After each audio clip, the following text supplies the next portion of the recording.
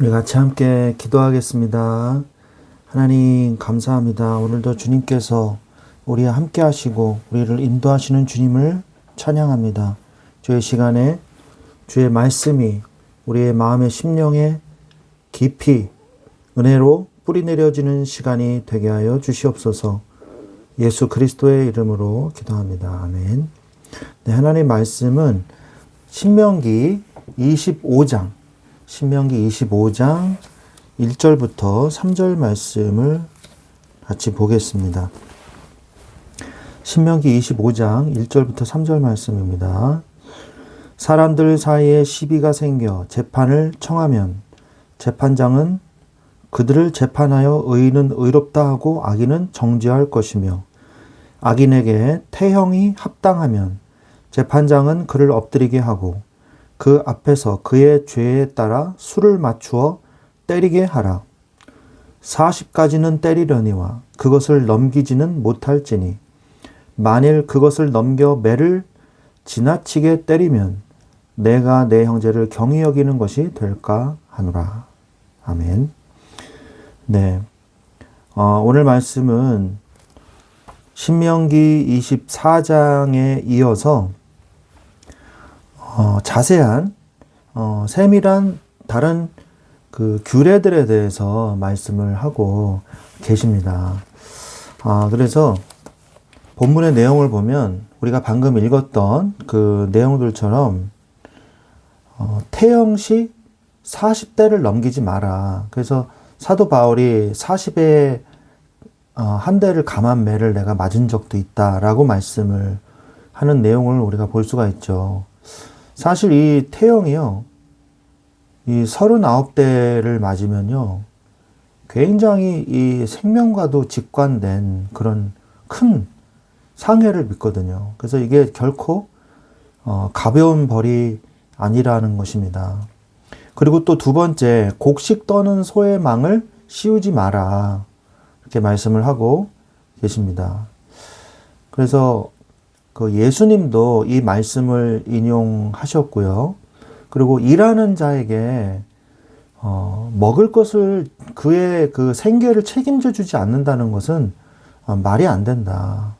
그 말씀을 하시는 거죠. 그래서 레위인도 주의 종도 하나님의 일을 전담해서 하게 되면 하나님이 그들의 생계를 책임져 주셔야 된다라고 말씀을 하고 있고, 사도 바울도 주의 종이 교회에서 그의 목회와 그의 생계를 책임져 주는 것은 당연하다라고 디모데전서 5장 18절에도 말씀을 하고 있죠.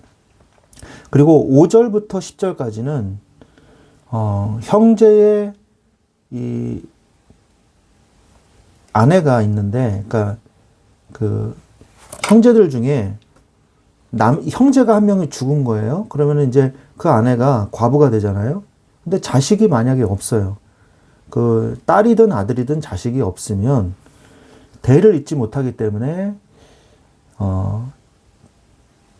그 살아있는 형제들 중에 제일 서열이 높은 사람이 그 형수와 결혼을 하게 되는, 그래서 대를 잇게 해주는 법에 대해서 얘기를 합니다. 그래서 이것을 보면 이제 오난과 형수 다말의 이야기가 창세기에 나오죠. 그래서 또 형들이 또 계속 죽으니까 유다가 친정에 가 있으라고 했다가 다말이 유다와 관계를 맺어서 이제 다윗의 조부가 되는 오벳이 태어나는 그런 사건이 창세기에 보면 나오죠. 그래서 죽은 형제에 대한 의무에 대해서 말씀을 하고 계시고요. 11절부터 16절은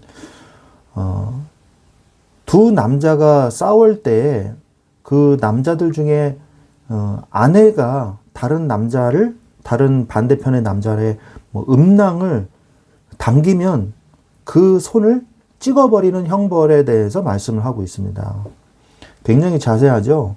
그리고 이제 두 종류의 저울추와 되를 가지고 있지 마라. 그러니까 팔 때는 작은 되나 작은 추를 사용하고 살 때는 큰 것을 쓰는 그런 악행을 저지르지 말라는 거죠. 두 종류의 저울추와 되를 가지고 있지 마라. 그 다음에 17절부터 19절은 마지막으로 아말렉 족속을 용서하지 마라. 반드시 도말해라. 그러나 가나안 땅 정복 후에 하라. 그 말씀을 하고 있습니다.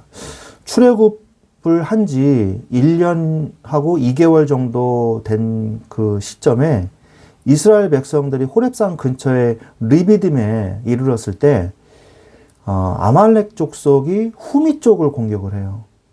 유약자들이 있는 그 후미 쪽을 공격을 합니다. 그게 출애굽기 17장 8절부터 16절의 내용에 나오는데요.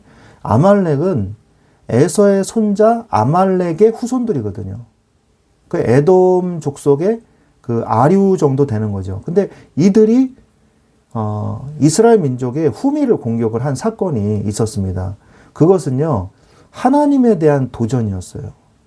이스라엘 백성을 건드렸다는 것은 하나님에 대해서 도전한 것과 마찬가지로 하나님은 인식하셨습니다. 그래서 너희들이 안식한 이후에, 그 말은 가나안 땅을 정복한 이후에 그들을 도말하라 라고 말씀을 하십니다. 이 땅에서 그들의 기억이 없어지게 하라. 이 말은 한글 개혁판은 도말하라 라고 나오고요. 개혁개정에서는 기억하지 못하게 하라 이렇게 나오죠. 실제로 이 사울 왕 시대 때, 그리고 역대상 4장 29절에도 나오고요. 에스더 시대 때에도요, 이 아말렉 족속을 도말하게 되는 그런 일들이 기록이 되어 있는 것입니다. 하나님의 말씀이 성취된 것이죠.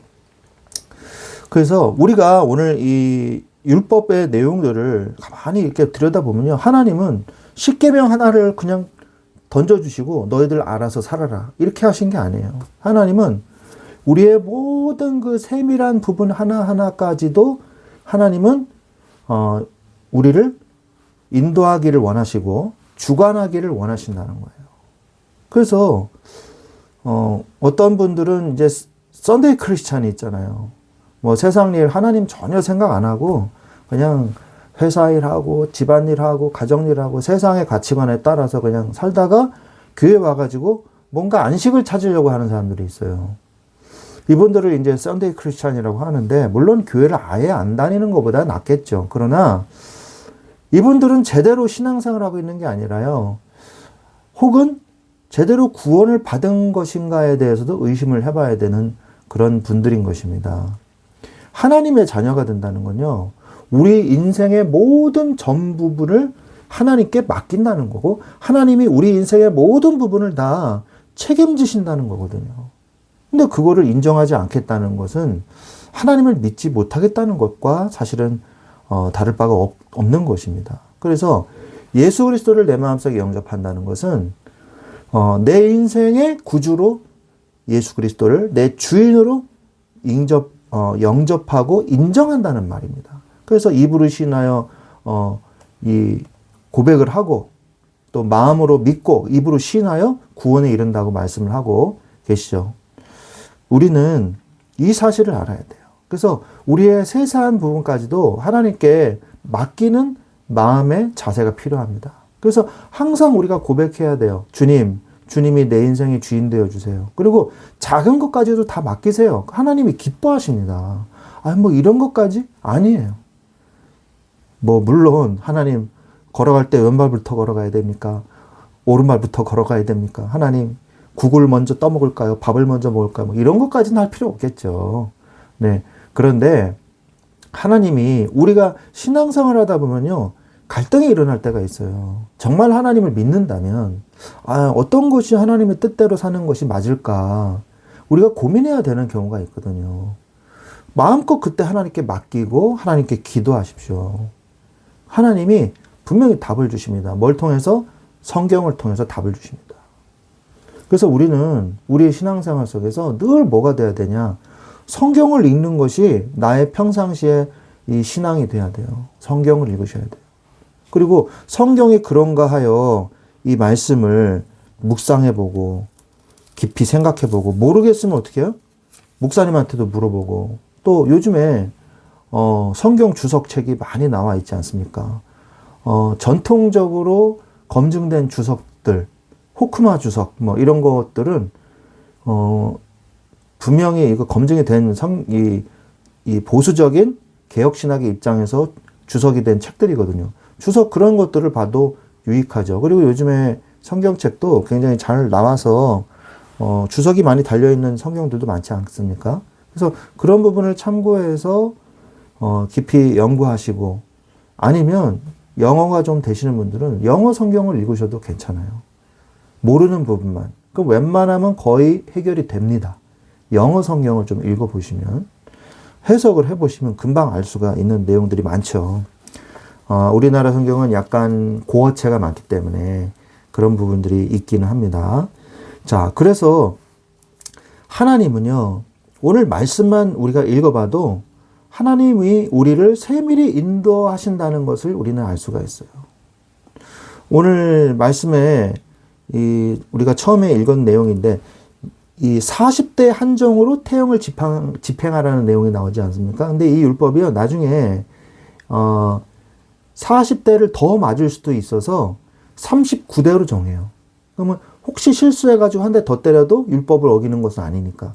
그래서 바울이 그렇게 40에 감한 매를 맞았다라고 얘기를 한 거죠. 심지어는 일하는 소의 입에 망을 씌우지 말라고 말씀을 하시죠. 그건 뭡니까? 이 내용은요, 소한테까지도 관용을 베풀으라고 하나님이 소도 챙겨주시는 거예요. 소도 챙겨주시는 거예요. 물론 소에 국한돼서 얘기하는 게 아닙니다.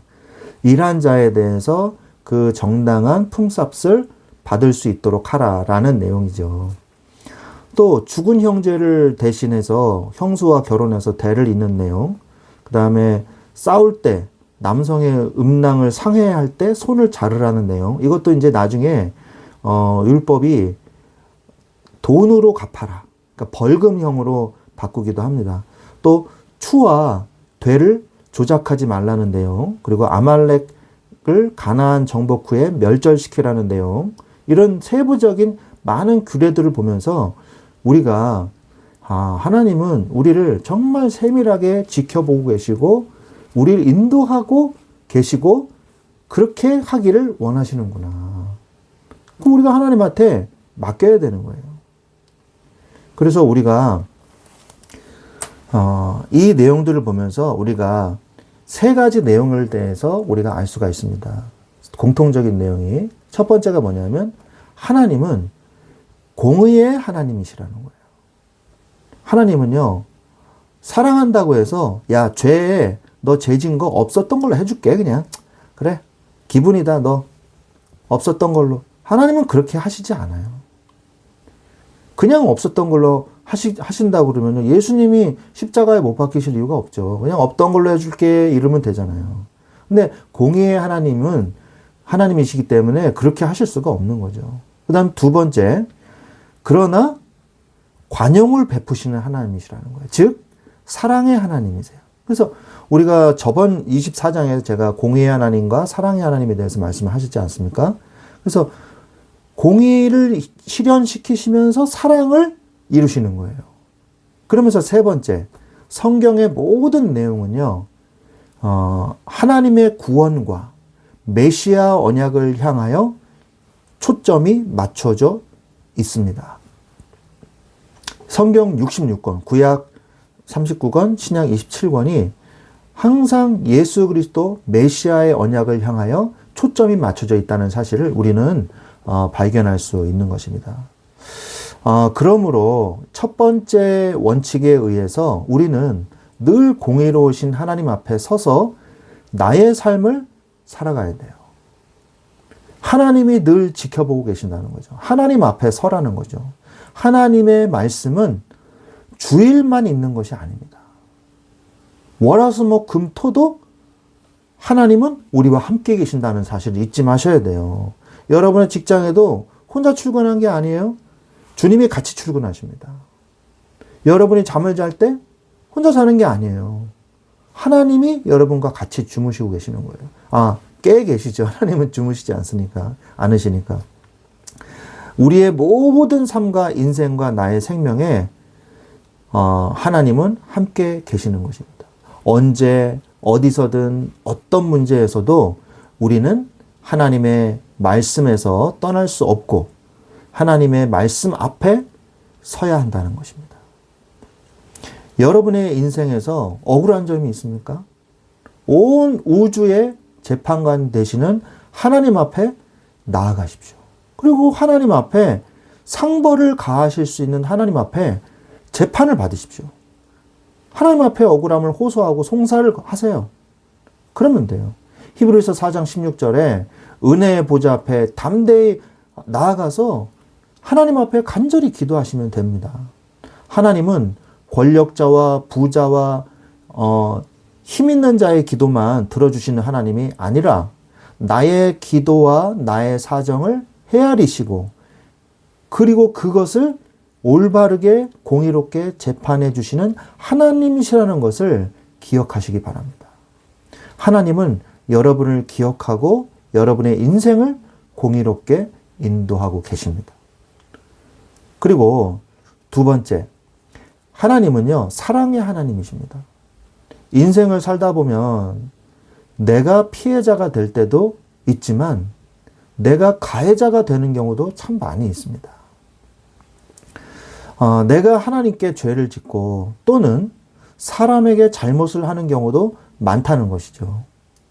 그럼 그때 우리는 그에 대한 저주와 형벌을 받아야만 합니다. 일반 국가에서 정한 법에 걸리지는 않더라도 하나님의 말씀 앞에 우리가 잘못을 한 게 있을 수 있잖아요. 그죠? 그러나 하나님은요, 그 죄인마저도 사랑하시기에 그가 완전히 저주받지 저주받도록 버리지 않으신다는 거예요. 완전히 버려버리지 않으신다는 거예요. 너 저주받았지? 너 잘못했지? 너는 저주야. 영원히 끝. 이렇게 하지 않으신다는 거죠. 그럼 어떻게 하시냐? 오늘 말씀에도 보십시오. 의인은 의롭다 하고 악인은 정죄할 것이며 악인에게 태형이 합당하면 재판장은 어떻게 하라고요? 40대 이하를 때리지 말라고 하지 않습니까? 그냥 40대 이상 때려서 죽여라. 이렇게 하지 않으잖아요. 우리가 이런 것만 봐도요. 그것은 어떤 뜻을 가지고 있냐? 그 사람이 맞아 죽거나 장애가 생길 정도로 때리지 말라는 것이거든요. 하나님은 죄인이 하나님 앞에 회개하고 하나님의 얼굴을 구하면 용서하시고 회복하시겠다고 구약 성경에서도 수십 수백 번을 약속하고 말씀을 하고 계십니다. 이스라엘 백성이요. 계속 죄 짓고 우상 숭배하고 타락할 때 하나님은 선지자를 보내셔가지고 계속 말씀하시잖아요. 회개하라고. 내게로 돌아와라. 계속 말씀하시지 않습니까? 신약은 말할 필요도 없죠. 신약에서는 말할 필요도 없이 예수 그리스도를 보내사 죄인인 우리를 위하여 대속하사 십자가 못 박혀 죽으시고 3일 만에 부활하셔서 우리의 죄를 완전히 영원히 도말해 버리시죠. 그리고 우리를 구원하신 것입니다. 그래서 사랑의 하나님이심을 우리가 깨달아야 되고요. 세 번째, 성경에서 우리가 통상적으로 가지고 있는 윤리와 관혼상제의 도덕관으로 봤을 때는 이해하지 못하는, 이해가 안 되는 그런 부분이 성경에도 존재하고 있습니다. 성경에는 존재하고 있습니다. 그래서 특히 오늘 보면은 형사취수법 또는 계대 결혼법이라고 하는 것이 있거든요. 그건 뭐냐면 아까도 제가 말씀드린 것처럼 형제 중에 한 명이 죽었을 때 그 죽은 형제의 아내가 대를 이을 자식이 한 명도 없다. 뭐 딸이든 아들이든. 그때 이제 그 형수에게 장가를 들어서 대를 잇게 해준다는 것이거든요. 그런데 사실 이러한 율례는요, 율법이 제정되기 전에 창세기에서 오난과 다말의 이야기에서도 그 내용이 나오죠. 그런데 형제들이 이것을 치료해가지고 하나님의 노여움을 사서 차례로 죽게 되니까 시아버지 유다는 다말을 친정에 가 있으라고 합니다. 어린 아들이 이제 남았는데 아직 아들이 어리니까 친정에 가 있으라. 그리고 이 아들을 안 주려고 그래요. 또 죽을까봐. 그러니까 이제 다말이요. 유다가 가는 길목에서 창기처럼 꾸며가지고 유다와 하룻밤 관계를 갖게 되죠. 그래서 결국은 거기에서 오벳을 낳았고 오벳의 손자 다윗이 태어나게 되는 것입니다. 왜 하나님은 다말에게 씨를 주지 않으려는 오난을 죽이셨을까요? 이 오난이요, 하나님 앞에 굉장히 이 죄인이라고 해서 저주를 받았거든요. 왜 씨를 안 주려고 했다고 해서 오난을 죽이셨을까요? 하나님은 구속사적 관점에서 유다와 다윗의 가문을 통해서 오실 메시아, 예수 그리스도께서 오셔야 할 중요한 가문이기 때문입니다. 근데 오난이 그걸 막은 거예요. 그래서 유다는 나중에 다말을 뭐라 그러냐? 나보다 더 의롭다고 칭찬을 했어요. 다말은 당당히 예수 그리스도의 이 마태복음에 나오는 족보에 당당히 그 이름을 남겼습니다. 왜 이 하나님은요, 이 중요한 응답을 이 말씀을 통해서 이렇게 남겨놓으셨을까요? 하나님의 복음이 그만큼 중요하다는 것이거든요. 하나님은 우리를 구원하시기 위한 모든 계획을 철저하고 세밀하게 짜셨고, 하나님이 그 뜻을 이루시기 위해서 지금도 역사하고 계시는 것입니다. 우리의 인생에 개입하고 계시는 거예요. 나의 구원은요, 그냥 이루어진 게 아닙니다. 하나님은 창세전부터 나를 아셨고, 그리고 구원하셨고, 그리고 나를 지금도 세밀하게 인도하고 계시는 것입니다. 하나님의 완전하고 영원하신 구원의 축복을 오늘도 여러분이 이 세 가지 축복, 뭐예요? 하나님은 공의의 하나님이시다. 또한 하나님은 관용을 베푸시는 사랑의 하나님이시다. 그리고 모든 성경의 내용은 메시아 예수 그리스도를 향하여 초점이 맞춰져 있다. 이 세 가지를 기억하시기 바랍니다. 우리의 인생도요, 예수 그리스도께 초점을 맞춰졌을 때 성경의 말씀을 따라갈 수 있고 올바른 판단을 할 수 있는 거예요. 여러분들이 이 세 가지를 오늘도 여러분의 선택의 기준, 판단의 기준으로 삼고 승리하시기를 주 예수 그리스도의 이름으로 축원드립니다. 기도하겠습니다. 하나님 아버지 감사합니다. 오늘도 이 말씀을 붙잡게 해주셔서 감사합니다. 우리 율법을 주셔서 하나님의 이 성경의 말씀을 주셔서 우리가 성령의 세밀한 인도를 받을 수 있도록 우리를 인도하시는 주님을 찬양합니다. 우리가 어떠한 선택과 판단의 기준에 섰을 때에 하나님의 말씀을 기준으로 판단하게 하셔서 사랑의 하나님, 공의의 하나님을 바라보게 하시고 또한 그 안에서 예수 그리스도께 초점을 맞추어 모든 것을 선택하고 판단할 수 있도록 우리 가운데 성령으로 역사하여 주시옵소서. 감사를 드리며 예수 그리스도의 이름으로 기도드렸사옵나이다. 아멘.